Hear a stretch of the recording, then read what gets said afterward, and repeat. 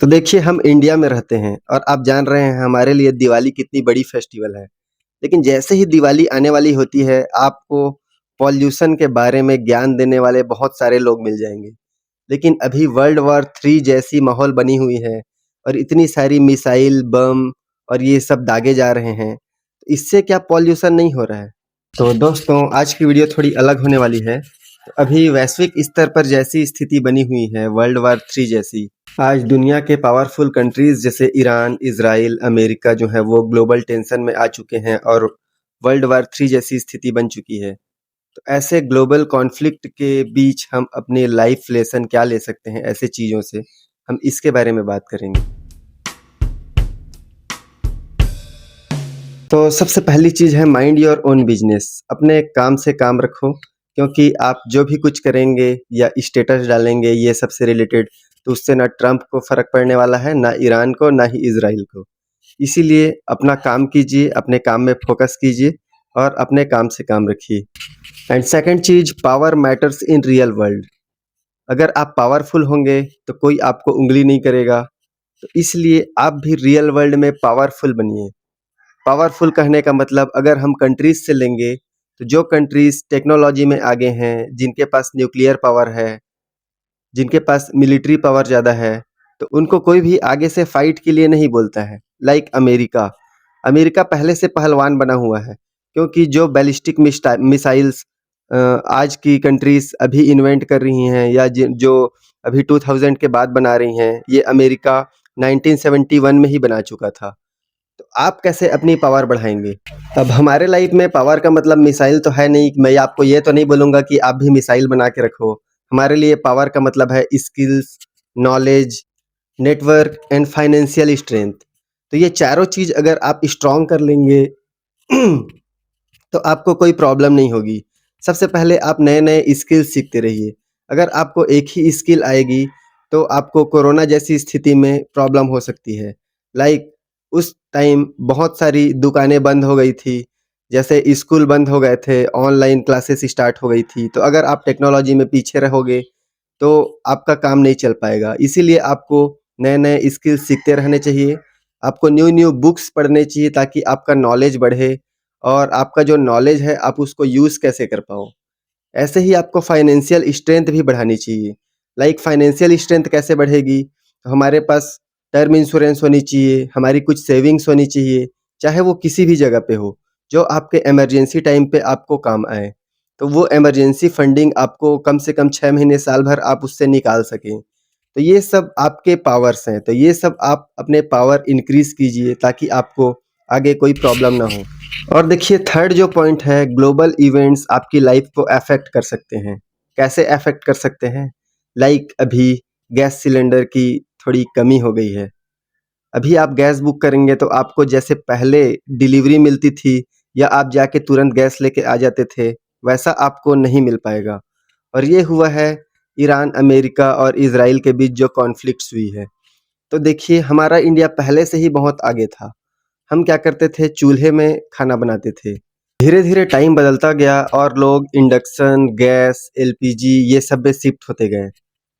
पहले कोयला भी यूज़ होता था, अब वो भी खाना बनाने में यूज़ नहीं होता है। अब बहुत सारे लोगों को तो चूल्हा जलाना भी नहीं आता है। लेकिन आप सोचिए, गैस बिल्कुल नहीं मिलेगा तो आप क्या करेंगे? लोगों को फिर से चूल्हा जलाना सीखना पड़ेगा, फिर वो पुराने टाइम पे जाना पड़ेगा। लेकिन जो पहले से ये सब जानते हैं, उनको कोई दिक्कत नहीं होगी। तो ये तो गैस एक प्रॉब्लम है। ऐसे ही अभी ऑयल के प्राइसेस हाइक हो सकते हैं, लाइक पेट्रोल, डीज़ल, तो ट्रांसपोर्ट के प्राइसेस बढ़ेंगे और बहुत सारी दिक्कतें होंगी। लेकिन आपकी सैलरी तो बढ़ेगी नहीं। तो आपको ये सब के लिए प्रिपेयर होना चाहिए और हर इंसान के पास उनके लिए एक इमरजेंसी फंडिंग होनी चाहिए, जो हम धीरे-धीरे सेव करके बना सकते हैं। नेक्स्ट जो चीज़ है हमारी सराउंडिंग्स एंड हमारे फ्रेंड्स, वो बोलते हैं ना कि संगति का असर होता है। तो अगर आपकी संगति अच्छी है, जैसे कि अभी ईरान और इज़राइल में ही युद्ध हो रहा था, लेकिन अमेरिका उसमें इंटरफेयर कर रहा है, क्योंकि अमेरिका को भी फ़ायदा है। अमेरिका क्यों हेल्प कर रहा है इज़राइल का? क्योंकि अगर ईरान हारेगा, तो उसको ऑयल रिफाइनरीज़ में अपना कब्ज़ा मिल जाएगा। इसी तरह से अमेरिका उन दोनों के बीच में इंटरफेयर कर रहा है, जबकि उसका कोई मतलब ही नहीं है। तो ऐसा हमारे लाइफ़ में भी होता है।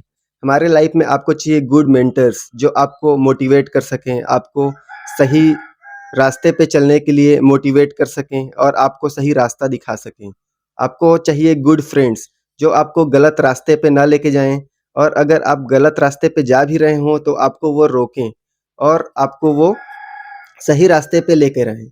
तभी तो आपके फ्रेंड्स जो रिश्तेदार हैं ये काम के हैं। नहीं तो आपको फोकट का ज्ञान तो व्हाट्सएप पे भी मिल जाता है। तो इसीलिए हमको फाइनेंशियल स्टेबल होने के साथ-साथ हमारे फ्रेंडशिप में भी इन्वेस्टिंग होनी चाहिए। मतलब हमारे गुड फ्रेंड्स भी होने चाहिए, मेंटर भी होने चाहिए और हमारी प्रोफ़ेशनल नेटवर्क भी होनी चाहिए। ताकि हमको किसी चीज़ की हेल्प चाहिए हो तो हमको वो हेल्प मिले।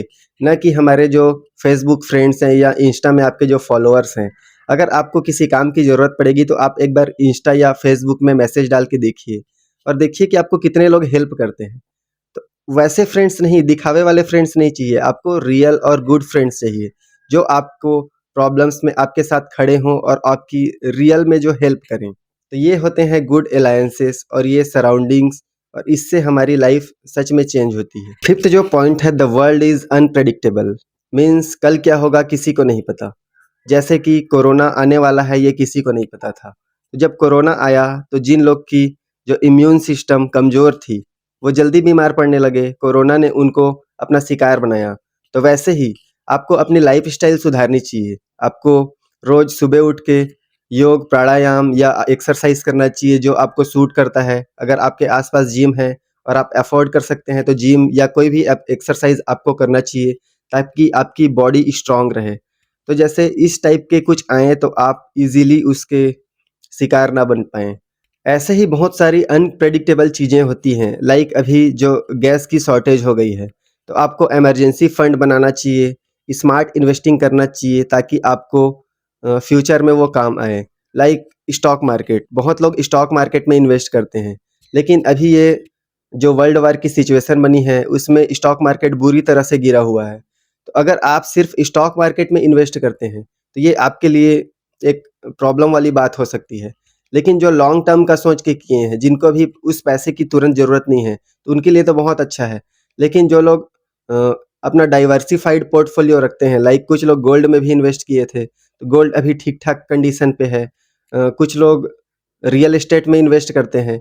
इस टाइप से हमको अपने जो इन्वेस्टमेंट है उसको अलग-अलग डायरेक्शन में डिस्ट्रीब्यूट करके रखना चाहिए, ताकि हमको मतलब किसी भी कंडीशन में प्रॉब्लम ना हो। मेरे कहने का मतलब है हमें प्रिपरेशंस रखनी चाहिए कोई भी प्रॉब्लम आने के लिए।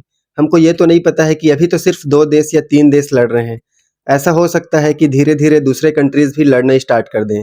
लाइक नॉर्थ कोरिया भी अभी साउथ कोरिया पे अटैक स्टार्ट कर चुका है और चाइना भी ताइवान की तरफ अपना सिप बढ़ा चुका है। ऐसे ही ये कॉन्फ्लिक्ट्स और बढ़ सकते हैं और कंट्रीज़ भी इसमें इन्वॉल्व हो सकते हैं।